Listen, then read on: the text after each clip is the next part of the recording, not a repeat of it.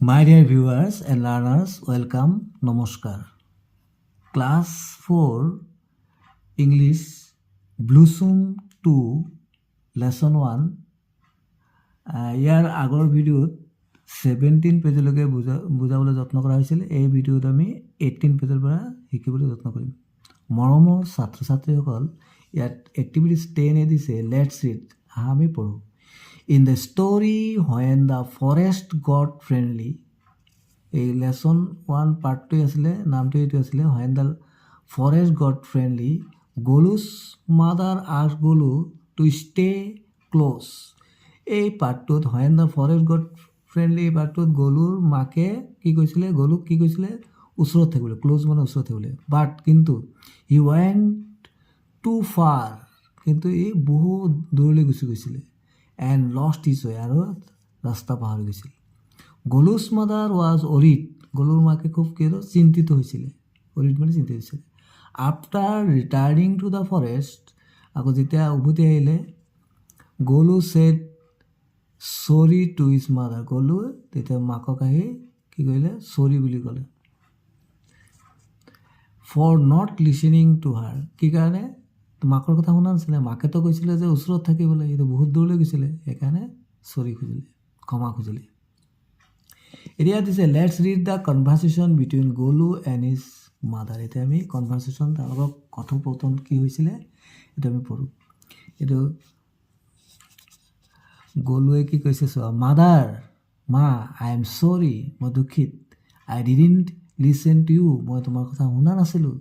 তেতিয়া মাকে কৈছে, আই ৱাজ চো ৱৰিড এবাউট ইউ, মই তোমাৰ কাৰণে বহুত চিন্তিত আছিলোঁ।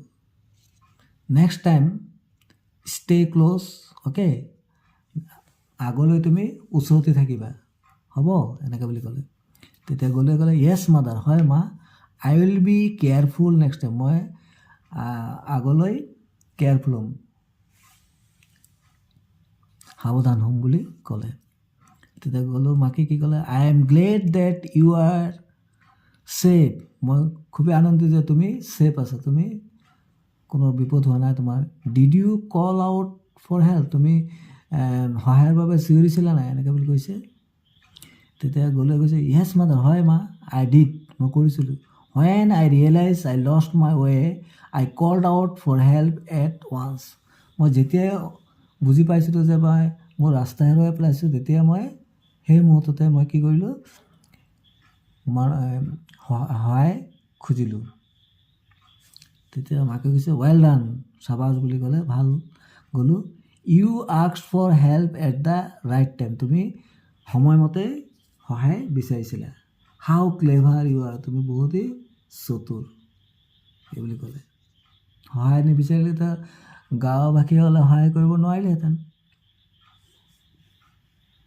মৰমৰ ছাত্ৰ ছাত্ৰীসকল, 10 ভিডিঅ' দিছে। নাও এতিয়া role play the above conversation between Golu and his mother.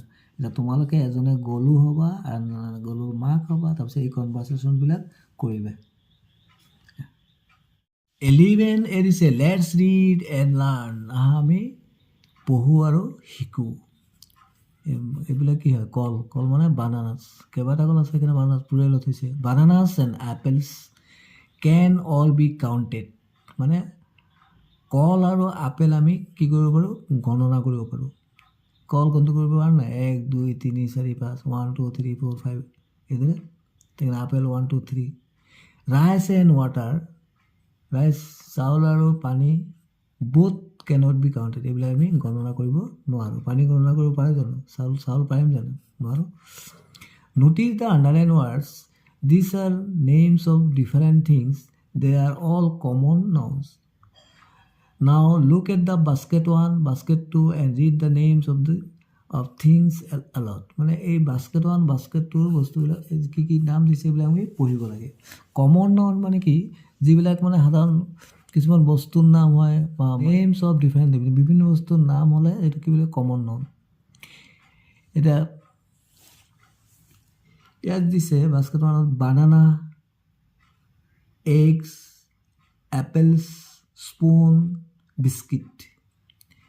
বাস্কেটটো দিছে juice, rice, milk, water, salt. The things in basket one can be counted, এইবিলাক আমি কাউণ্ট কৰিব পাৰোঁ। যেনে বানানা 1 2কে কাউণ্ট কৰিব পাৰোঁ, এগছ পাৰোঁ, কণীও পাৰিম, এপেলো পাৰিম, স্পুন মানে চামুচটোও পাৰিম, বিস্কুটো কাউণ্ট কৰিব পাৰোঁ। কিন্তু জুচ কিবা ফলৰ ৰস এইটো গণনা কৰিব নোৱাৰোঁ, ৰাইচটো গণনা কৰিব নোৱাৰোঁ, মিল্কো নোৱাৰোঁ, ৱাটাৰো নোৱাৰোঁ, চল্ট মানে নিমখো নোৱাৰোঁ।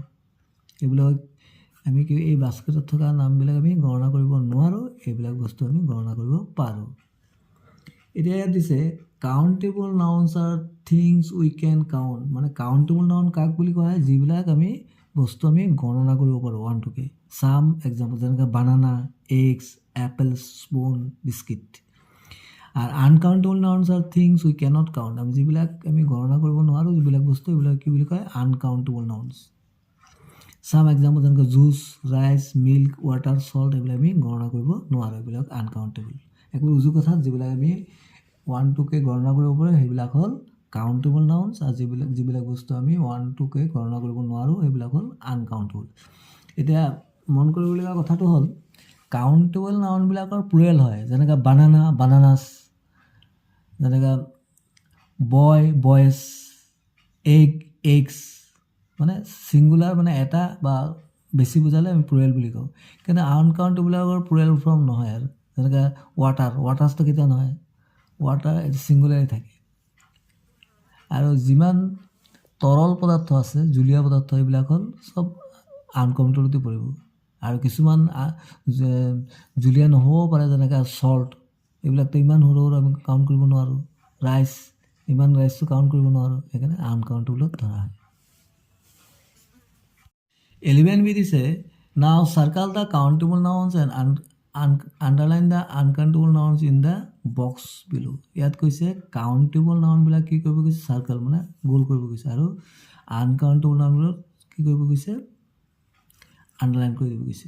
ইয়াত কি কি আছে? অৰেঞ্জ, কাৰ্ড, হানি, চুপ, পটেটোছ, চক্স, চেণ্ড, বটল। ইয়াত কি হ'ব? অৰেঞ্জ আমি গণনা কৰিব পাৰোঁ, এইটো হ'ল কাউণ্টেবল। তো কাৰ্ড আমি গণনা কৰিব নোৱাৰোঁ, এইটো হ'ল আনকাউণ্টেবল। হনিটো আনকাউণ্টেবল, চুপটো আনকাউণ্টেবল, পটেটোছ কাউণ্টেবল, চক্স কাউণ্টেবল, চক্সটো আমি গণনা কৰিব পাৰোঁ। চেণ্ট ইমান সৰু, এইটো নোৱাৰি, এইটো হ'ল আনকাউণ্টেবল। বটলটো আমি গণনা কৰিব পাৰোঁ, এইটো হ'ল কাউণ্টেবল।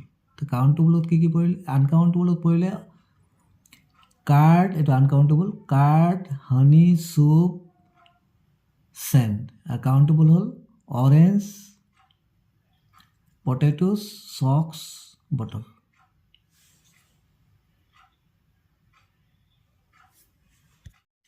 এলিভেঞ্চি দিছে read the paragraph and underline the common nouns. প্ৰথমে কি কৈছে? এই পেৰাগ্ৰাফটো পঢ়িবলৈ কমন নাউনবিলাক আণ্ডাৰলাইন কৰিব দিছে, তলত আঁচ পাৰিব গৈছে।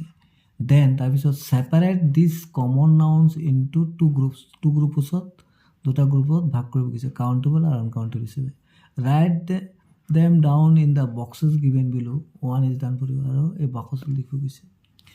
পঢ়িছোঁ দ্য ভিলেজাৰ্ছ, ভিলেজাৰ্ছ এইটোতো কমন নাউন প্ৰথমে আণ্ডাৰলাইন কৰিলোঁ। ৱাৰ কাইণ্ড টু গলু, এইটো গলুটো হ'ব কি? Common noun. They gave him bananas, বানানাছটো common noun. To eat and fresh water, ৱাটাৰো হ'ব common noun. To drink, Golu, গলুটোতো ক'লো, এইটো common noun. Enjoyed the bananas, common noun. and asked for more food, foodটো common noun. They offered him some rice, riceটো হ'ব। hay এইটো হ'ব, grass হ'ব, and vegetables, vegetables হ'ব, এইবিলাক common noun. some children, childrenটো common noun. offered apples, apples টো হ'ব common noun, and oranges, orangesটো হ'ব common noun 2. এতিয়া আমি এই যে common noun বিলাক পালোঁ, এইবিলাক আমি কাউণ্টেবল আৰু আনকাউণ্টেবল হিচাপে ভাগ কৰিব লাগে। এতিয়া আমি ভগাই দিছোঁ। কাউণ্টেবল নাউন্সত কি কি পৰিব? যেনেকৈ ভিলেজাৰ্ছ, গাঁওবাসী, গণনা কৰিব পাৰোঁ। গলু হ'ব, বানানাছ হ'ব। আৰু আনকাউণ্টেবলত কি পৰিব? যেনেকৈ ৱাটাৰ, তাৰপিছত ফুড, তাৰপিছত ৰাইচ, হে, গ্ৰাছ, এইবিলাক হ'ব আনকাউণ্টেবল। এইপিনে হ'ব, এইপিনে আমি কি কি কৈছিলোঁ, ভিলেজাৰ্ছ, গলু, বানানাছ,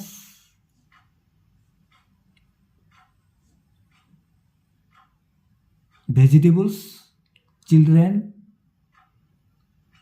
অৰেঞ্জেস, অ্যাপেলস, এইটা।